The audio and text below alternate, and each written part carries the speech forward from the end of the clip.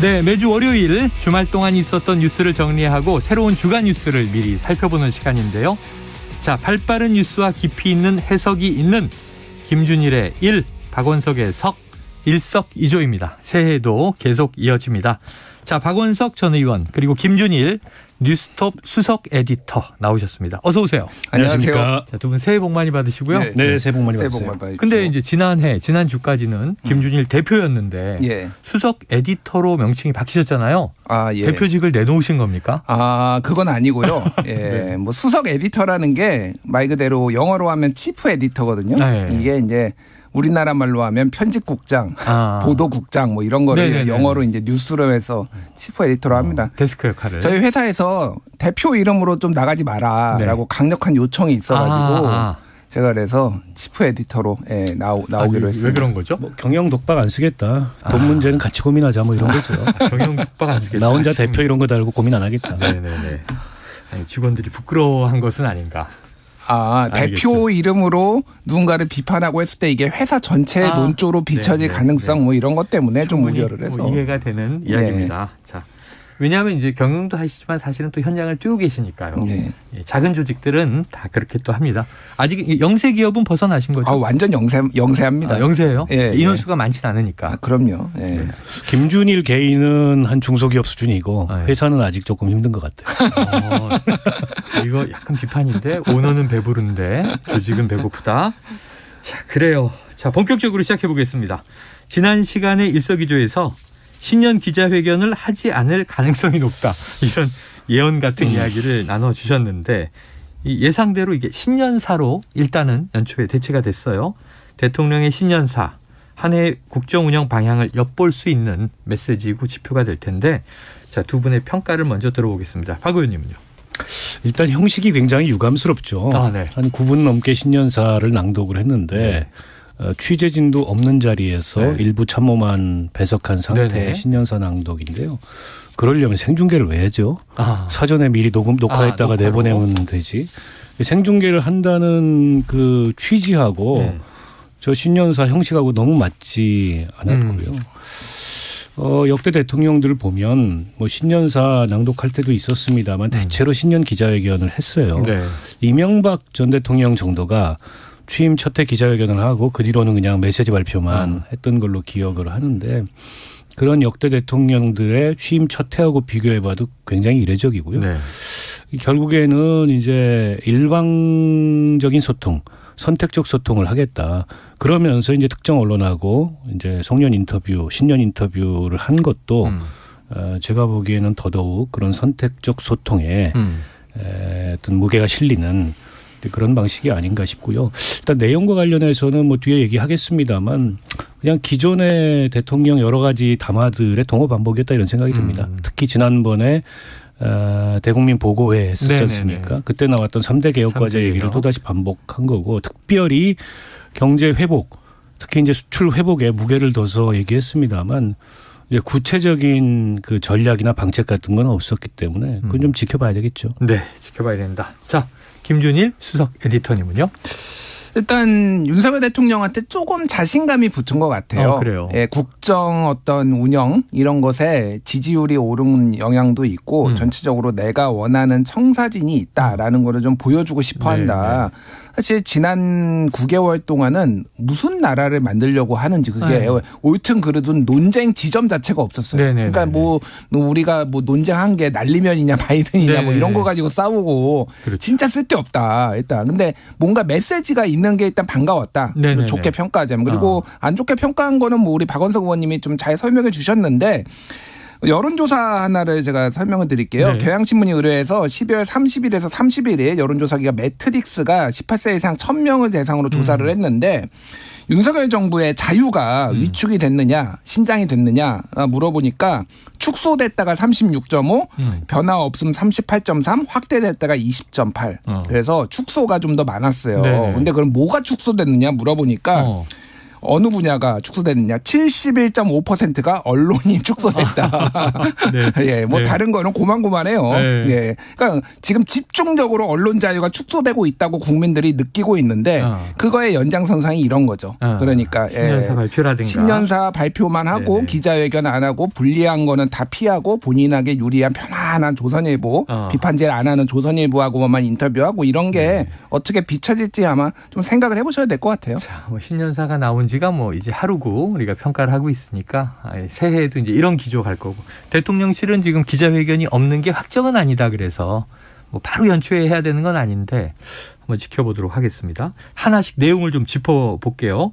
자, 유독 노조 언급이 많았어요. 3대 개혁의 첫 번째가 노동개혁 이렇게 방점이 찍혀 있어서 노동교육, 연금개혁 강력하게 하겠다는 건데 노조에 대한 이제 방점이 있었고 근데 구체적인 언급은 어떻게 할 것이다 이건 없어서 박 의원님은 어떻게 예상을 좀 해보십니까? 글쎄 구체적인 언급이 없었기 때문에 어떻게 할지는 좀 더 지켜봐야 되겠습니다만 근데 이제 전달되는 뉘앙스는 있어요. 특히 뭐 노사 법치주의를 강조하고 네네. 노동시장의 이중구조를 해소하기 위해서 연공급과 같은 그런 연공 서열형 임금 체계는 좀 배격하고 그다음에 직무급 도입하겠다. 결국 이제 노조하고 여러 측면에서 대립될 소지가 굉장히 크다고 네네. 보고요. 특히나 이제 대한민국이 더 이상 발전하지 못하는 어떤 걸림돌로 네. 어떤 기득권 유지나 지대 추구 뭐 이런 얘기를 했어요. 네네. 근데 지대 추구라는 말이 굉장히 어려워요. 일반 맞습니다. 국민들이 그 말을 알아듣기가 굉장히 어렵고 이 경제학에서도 대통령은 혹시 그 뜻을 아시고 정확하게 쓴 네네. 건지 잘 모르겠어요. 근데 그 뒤에 이 노동개혁 얘기가 나오기 때문에 자칫 이른바 이제 귀족 노조라고 지칭하는 그런 대기업, 공기업 노조들이 이런 기득권 유지와 지대 추구에 집착한다 이런 얘기를 한 것으로 보이는데 지대 추구는 사실 그런 게 아니죠. 네. 지대 추구라는 건 정부가 가지고 있는 인허가권을 특정한 경제 주체를 위해서 배타적으로 네. 독점적으로 그 이익을 보장해 줌으로써 발생하는 그런 어떤 일종의 이제 불로소득 같은 거를 지대 추구라 그러거든요. 네. 지대 이익이라 그러고 지대 추구 네. 행위라 그러는데 대표적으로 대한민국에 그런 주체가 있다면 그거는 재벌로 상징되는 그런 독점 대기업이죠. 그럼 노조한테 해당할 수 있는 얘기는 아닌 것 같고요. 근데 이제 개혁이라는 게 어려운 게 특히 이런 뭐 노동개혁, 교육개혁, 연금개혁 같은 큰 개혁들이 어려운 게 당사자들을 설득해서 당사자들과 합의를 만들어내야 이 개혁이 진행될 수가 있습니다. 네. 노동개혁도 찍어 누른다 그래서 노조를 강성 귀족 노조라고 비난한다 그래서 노동개혁이 이루어질 수 있는 문제가 아니에요. 아마 화물연대 파업을 굉장히 강경하게 대응한 이후에 지지율이 좀 올라가니까 이렇게 대응하면 되겠다 이런 생각을 가지고 있는지 모르겠으나 절대 그렇지 않습니다. 사실은 우리나라 이른바 강성 노조라고 하는 노동자가 얼마나 되겠어요. 노조 조직률이 10%밖에 안 되고 그건 아주 노동의 일부인 거고 대다수 노동자들은 노동조합도 없는 상황에서 근로기준법의 보호도 제대로 받지 못하면서 이제 이 경제활동을 하고 있는데 이런 분들을 제대로 이 노동 보호에 그런 제도적인 안전망 속으로 포함하는 것도 노동개혁이 굉장히 중요한 과제거든요. 근데 마치 기득권 노조의 일부 그런 그 이익 추구만 꺾으면 노동개혁이 되는 것처럼 얘기하는 것도 제가 보기엔 지극히 일면적인 인식이기 때문에 도대체 윤석열 대통령이나 윤석열 정부가 갖고 있는 노동개혁 이전의 노동관 자체가 뭔지 저는 좀 굉장히 궁금합니다. 그래요. 그래서 헷갈리는 분들도 계실 거예요. 이게 노동개혁의 이제 구체성 방향은 무엇인가. 노조가 지금 좀 이제 개혁 대상이 돼 있는데 제 기억에는 이 미국의 오바마 대통령 때 미국은 우리나라보다 노조 조직률이 훨씬 높은데도 노조에 가입해야 된다고 대통령이 나서서 막 그런 강조를 하기도 했어요. 자, 조금 전에 그 김준일 수석 에디터가 경향신문 의뢰 매트릭스 조사 여론조사를 말씀해 주셔서 자세한 내용이 궁금하시면요. 중앙선거여론조사 심의위원회 홈페이지를 참고하시길 바랍니다. 자, 그런데 이제 인수위 시절이나 또는 이제 대통령 취임식 5월 10일이나 좀 이제 많이 나왔던 얘기들이 계속 반복되는 경향들이 있어요. 어떻게 좀 새로운 내용, 좀 신선한 내용은 뭘로 보셨어요? 근데 뭐 새로운 내용이 꼭 필요한가 저는 그 생각은 들어요. 예, 그러니까 뭐 지금 한 게 아무것도 없으니까 네네. 이거라도 제대로 이번에 해보겠다라는 측면에서는 그 내용에 있어서 뭐 반대하고 있을 수 있고 찬성할 수도 있지만 저는 나쁘게 보지 않습니다. 근데 같은 그 경향신문 여론조사 하나를 또 말씀드리면은 개혁이 시급한 분야. 네. 이거 어느 분야라고 국민들한테 물어봤더니 1위가 정치였어요. 정치. 43.4%, 네네네. 경제가 20.6%로 2위, 그다음에 노동 14.2, 교육하고 연금이 8.8%로 동률이었어요. 네네. 자, 그러니까 지금 사실 국민들이 제일 시급하게 생각하는 거는 정치하고 경제인데 노동도 뭐 14.2%면은 뭐 7명 중에 1명 네네네. 정도니까 뭐 낮지는 않지만은 예. 그 우선 순위가 정말로 이게 최우선인가라는 네네네. 거에서 이제 좀 뭐 들여다볼 필요는 있죠. 또 하나는 이제 내용들 이게 강론으로 들어가면 노동 개혁합시다라고 하면은 개혁하자는데 누가 반대? 네네. 라고 하지만은 이 강론으로 들어가기 시작하면은 정말로 이제 할 얘기가 많거든요. 예. 같은 경향신문 그 조사인데요. 네네네. 주 69시간 연장 그러니까 노동 유연 이거를 노동시간 유연화 얘기가 나왔었죠. 예. 거기 관리 단위를 확대하는 것에 대해서 반대가 55.7%, 찬성이 40%인데 50대 이하 그러니까 만 59세 이하로는 반대가 다 60%가 넘어요. 네네. 그러니까 이거는 지금 정부가 하겠다라는 거에 반대가 굉장히 높은 거죠. 반대 여론이. 예, 왜냐하면은 고령층은 60대 이상은 오히려 찬성도 높아요. 근데 이제 은퇴하셔서 일을 안 하시는 분들이고 네네네. 당사자들은 나 이런 식으로 막 일 많이 하기 싫어라고 하는 것들이 있는데 이거를 그럼 밀어붙이면 될 것인가? 네네. 뭐 이런 문제들이 있는 거죠. 그래서 사실 이게 강론으로 들어가면 상당히 복잡하고 어려운 문제인데 이게 지금 비춰지는 거는 노동자들이 잘못해서 이걸 다 바로잡으면 한국 경제가 도약할 것 같이 얘기를 하는데 절대 그렇지 않습니다. 그러니까 물론 노동자들이 문제가 있는 것도 있겠죠, 노조가. 근데 그 부분을 넘어서 전체적으로 어떻게 개혁할 것인가에 대한 청사진이 없다. 네. 그 부분이 좀 많이 아쉽다 이렇게 말씀드리겠습니다. 자, 이번 그 신년사 외에 또 조선일보와의 이제 단독 인터뷰 이런 거 아까 언급을 해주셔서 궁금한 것들을 제가 한번 다 박 의원님께 여쭤볼게요. 네. 지금 보면 이제 수출 전략, 수출 활성화 해야 되는 건 맞죠. 네. 계속 무역 적자 심화되고 있고 네. 지금 우리가 또 수출이 이제 좀 줄어들고 있고. 네. 자, 자유와 인권 법치라는 보편적 가치를 기반으로 한 연대. 요게 수출 전략에 등장을 해서 수출과 무슨 관계가 있는가? 또 하나는 지금 우리 제1교역국은 중국인데 이게 뭔가 좀 진영 논리, 신냉전 기류와 함께하는 거라면 중국은 또 어떻게 하나 이런 문제도 있고. 그러니까 지금 글로벌 공급망 재편의 방향이 미국이 주도하는 이 대중국 경제, 특히 이제 미국의 동맹국들 간에 또 훨씬 더 긴밀한 어떤 공급망에 관한 공조 이런 방향을 띠고 있는 건 사실이잖아요. 근데 그걸 우리 수출 전략이라고 얘기하면 좀 곤란할 것 같아요. 수출 전략하고는 조금 궤가 다른 거고 네네.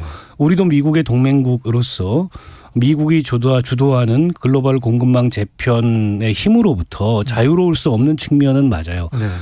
그 과정에서 또 중국과 그 공급망 재편에 아주 격렬하게 반대하고 있는 중국과의 사이에서 우리가 난처한 순간순간을 맞이할 수 있습니다. 특히 이제 뭐 G4 동맹 같은 경우에 그렇지 않습니까?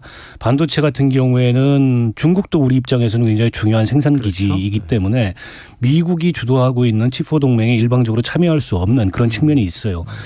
근데 우리 수출 전략을 얘기하면서까지 이렇게 이제 이 가치를 함께하는 그런 국가들 간에 어떤 거기를 중심으로 한 수출 전략을 얘기하는 건 자칫 이게 이제 그럼 중국은 제외해놓고 생각하겠다. 근데 우리의 제1교역국입니다.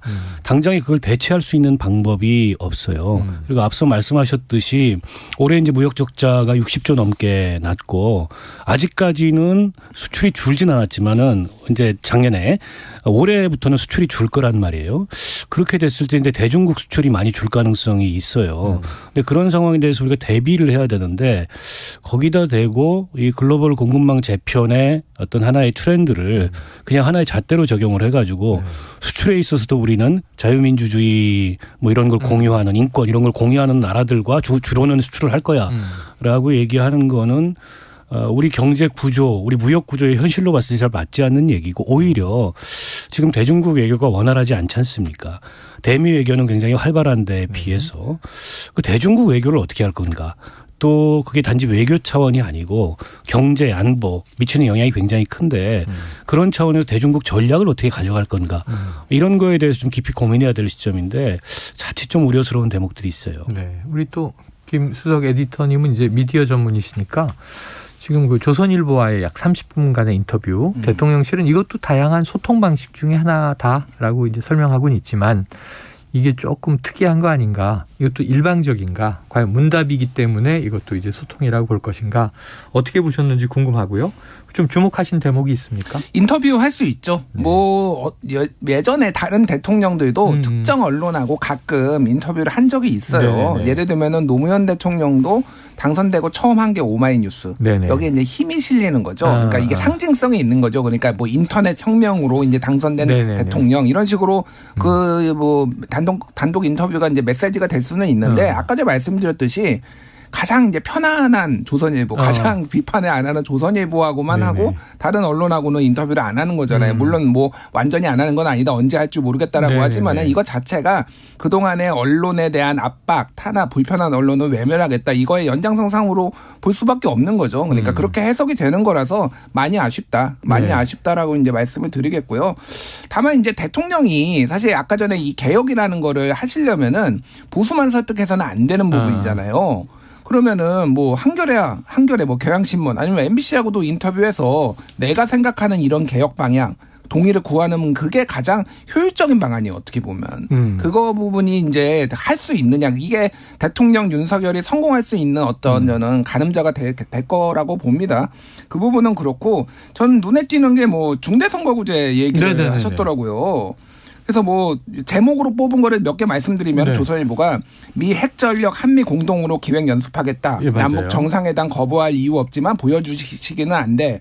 뭐 부동산 연착륙 낙하산 달겠다. 뭐 이런 거는 그냥 익히 네네네네. 그냥 그러려니 하는 건데 지역 따라 중대 선거구제 검토 필요. 그래서 네네네. 2인에서 4인 이런 얘기까지 구체적으로 했는데 예. 이게 집권 여당 지금 국민의힘 전당대회 출마를 준비하신 분들은 뭐 어떤 생각을 가지고 계신지 네네. 저는 이게 궁금해지더라고요. 예. 관련된 그 지역에 따라가 본인들에게 불리한 지역에서는 중대선거구를 하겠다라는 예. 얘기가 아니길 바랍니다. 네네. 자칫 그럴 얘기일 수도 있어요. 그렇게 해석될 수 있다. 저는 선거구제 재편에 관해서는 진짜 선무당이 사람이라도 잡았으면 좋겠다 이런 생각이에요. 아마 중대선거구제를 포함해서 정치개혁, 선거제도 개혁에 대한 이해가 그렇게 깊지 않을 것 네네네. 같은데 선거제도 개혁은 여야가 따로 없습니다.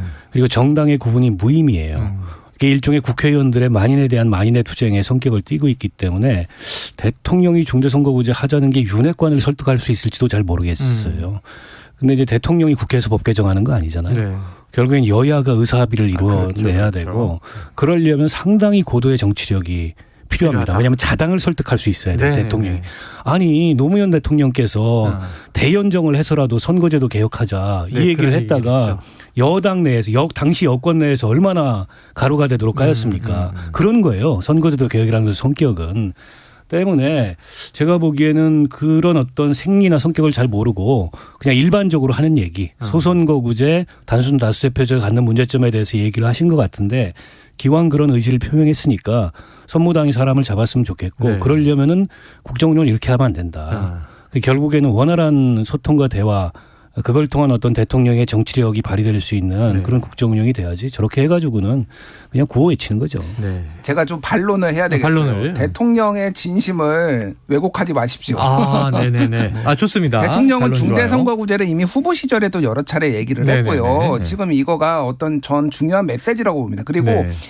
노무현 대통령 같은 게 대연정은 임기 말기에 네네. 이게 그 나왔기 때문에 정치적 의도 그리고 그립감이라고 하죠. 여당에 대한 어떤 장악력 이런 것들이 다 현저하게 떨어지는 상황에서 나왔어요. 하지만 지금은 임기 초반이고 지금 윤심 경쟁을 당대표들이 하고 있잖아요. 네네. 그 정도로 대통령의 의중이 강한 것들이 알려진다라고 하면은 저는 이게 불가능하지도 않고 여야 의원들 중에서 지금 중대선거구제에 대해서는 굉장히 큰 틀에서 합의를 보고 있어요. 네네네. 다만 이거를 반대하시는 분들이 어떤 분들이면 영남 TK 지역에 있는 네네네. 분들은 다 공천이 곧 당선인데 그렇죠, 내가 그렇죠. 왜 이거를 해야 돼라는 건데 이거는 어느 정도 이제 당내 이런 조정을 통해서 할 수 있다고 봅니다. 그래서 지금 그 정개특위에서 여러 가지 방안들이 얘기가 되고 있어요. 여야가. 근데 중대선거구제에 대해서는 큰 틀에서는 합의를 봤다고 합니다. 다만 이제 오히려 지역구를 좀 더 늘리고 비례를 줄여서 지금의 현역들이 조금 덜 피해받는 방법 뭐 이런 것까지 뭐 다방면으로 나오고 있으니까 그리고 오늘 국회의장도 지금 4월 달까지 지금 이거 하겠다고 하거든요. 좀 지켜보시죠. 저는 예. 어떤 식으로든 선무당이 됐든 누가 됐든 이거 이번에는 조금 적기가 아닌가 그렇게 보고 있습니다. 저는 그 4월이 내후년 4월이 될 가능성이 높다. 네네네. 내년 4월이 될 가능성이 높다고 내년 보고요. 4월. 올해 총선. 4월에는 안 되고요. 역대 그 총선 앞두고 선거제도 개혁이 거의 임박해서 됐습니다. 네네네. 이 때문에 올해 4월에 되면 좋겠지만 네. 그럴 가능성은 없어 보이고 정개특위 합의라는 것도 지켜봐야 됩니다. 동상이몽일 가능성이 현재로서는 굉장히 높고 중대선거구제 개혁을 하면 여권이든 야권이든 분열의 동력이 돼요. 서로 얼굴 보기 싫은데 같이 살 이유가 없거든요. 중대선거구제가 되면. 그런 거를 또 한편으로는 정치적으로 우려할 수도 있어요. 대통령이 선거제도 개혁에 대해서 아까 진심이라고 얘기했는데 진심이었으면 좋겠고 이해도 좀 높았으면 좋겠어요. 별로 안 그래 보여서 그렇지. 네. 그래서 이제 뭐 선무당이 사람 잡았으면 좋겠다라는 말은 또 김준일 수석 에디터 얘기처럼 이루어질 가능성이 있다. 이루어졌으면 좋겠다. 두 분의 결론은 크게 다르지 않습니다. 그런데 이제 지난 총선이나 지난번 국회를 생각해 보면 정개특위 그때 잘했거든요.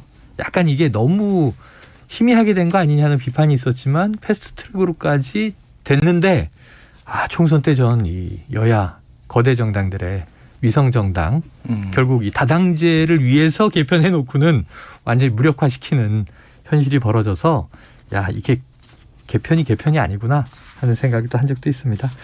자, 그래요. 자, 윤 대통령의 이런 과격한 발언들 여기 하나 있네요. 제가 잠깐 아까 언급을 하면서 수출 줄었다라는 표현을 썼는데 수출 자체가 준 건 아니에요. 수출이 둔화되고 있다. 무역 적자가 심화되고 있다. 이런 표현이어서 산업통상부의 자료에 따르면 이 수출은 전년 대비 6.1%가 늘었고 수입이 18.9%가 늘어서 무역 수지 적자로 돌아선 게 지속되는 거고 둔화가 걱정인 거지 수출 규모 자체가 줄은 것은 아니다. 요건 이제 다시 한번 정확하게 짚어드립니다. 자, 윤 대통령 과격한 발언들에 대한 또 이제 야권의 비판도 나왔는데 어떤 거냐면 주로 이 북한 관련 발언들이에요. 연말에 사실은 이제 압도적으로 우월한 전쟁을 준비하라 이런 얘기도 나왔었는데 이 강경 지지층 결집을 위한 속내가 있는 전략인가? 또 이제 노조 북한 여기가 이제 강력한 좀 타깃이 돼 있어요. 그럼 이게 지지율 상승으로 이루어질까? 이건 어떻게 보세요? 뭐 지지율 상승은 제한적이죠. 왜냐하면 보수층이 지금 거의 다 결집했다고 보면 되거든요. 40% 초중반이면은 중도층까지 가야 되면은 이거는 이 메시지는 저는 강경한 발언까지는 좋은데 단어 선택에 상당한 문제가 있다. 네네네. 확전, 전쟁 이런 거. 네. 이거는 사실은 우리나라 경제에 대해서 해외의 불안감을 좀 증폭시키는 거예요. 연결돼 있군요. 제가 이제 미국에서 몇 년 살았잖아요. 네네네. 한국에서 무슨 북한이 도발했다고 하면 저한테 맨날 물어봅니다. 야, 니네 나라 전쟁 나는 거 아니야? 그렇죠. 우리는 일상이잖아요. 북한 도발하는 건데 해외에서 보는 시각은 달라요. 근데 대통령이 나와서 전쟁이란 얘기를 한다? 이거는 주식시장 흔들리고 이거는 해를 끼치는 거예요. 국가에. 네네네. 그러니까 뭐 강경하게 하는 건 좋은데 절제하셨으면 좋겠다. 역대 보수 대통령들이 전쟁이란 단어를 안 쓰는 데 이유가 있어. 그렇게 세게 북한하고 붙어도 그런 것들을 좀 참고를 하셨으면 좋겠어요. 네, 알겠습니다. 자, 일몰 법안 처리 놓고 대립하던 여야 해를 넘겨버렸습니다. 자, 두 분께서 꼽으시는 2023년의 정치권 키워드를 짧게 듣고 마무리하겠습니다. 박 의원님 어디 주목할까요? 저는 여전히 협치라고 생각합니다. 협치. 키워드가 이번 신년사에도 여야 협치나 국회 운영에 관한 구상이나 이런 거는 대통령이 전혀 염두에 두지 않는 듯한 그런 말씀을 하셨는데 근데 그거 없이 대통령께서 그렇게 강조하셨던 3대 개혁이 진전될 수 있는 방법이 없습니다. 근데 지금처럼 이렇게 대립 일변도로 대결 일변도로 정치가 가서는 최근에 이제 무당층이 굉장히 많이 증가했거든요. 그거는 이제 여야 양당 정치에 대한 염증이 동시에 증가했기 때문이기도 합니다. 결국 대한민국 정치가 국민들로부터 총체적 불신에 직면하게 될 텐데 이 협치를 주도해야 될 사람은 야당이 아니고요. 대통령입니다. 왜냐하면 권한이 가장 크기 때문에. 그래서 저는 협치를 키워드로 꼽겠습니다. 그래요. 20초. 예. 김 에디터님. 선거구제 개혁 요거를 꼽겠습니다. 예, 저는 가능성이 올해 굉장히 높다고 보고 정치에 대해서 관심 있는 분들은 이거 굉장히 주목하고 있거든요. 네. 이번에는 한번 바꿔보자. 일단 뭐라도 바꿔보자. 이런 말씀드리겠습니다. 뭐라도 바꿔보자. 지금 박원석 의원님은 협치 키워드 올해 더더욱 중요하다. 대통령의 개혁을 위해서라도 국회 협치를 이끌어내는 건 중요하다. 그리고 이제 이 김준일 수석 에디터님은 자, 선거구제 개편 올해는 가능성이 높다. 한번 이제 두 분의 예언 같은 전망이 어떻게 이제 실현돼 나가는지 혹은 또 다르게 흘러가는지 지켜보도록 하겠습니다. 자, 박원석 전 의원, 김준일 수석 에디터와 일석이조 함께했습니다. 두 분 말씀 고맙습니다. 감사합니다. 자, 오늘 준비한 최영일의 시사본부 2023년 시무식 여기까지고요.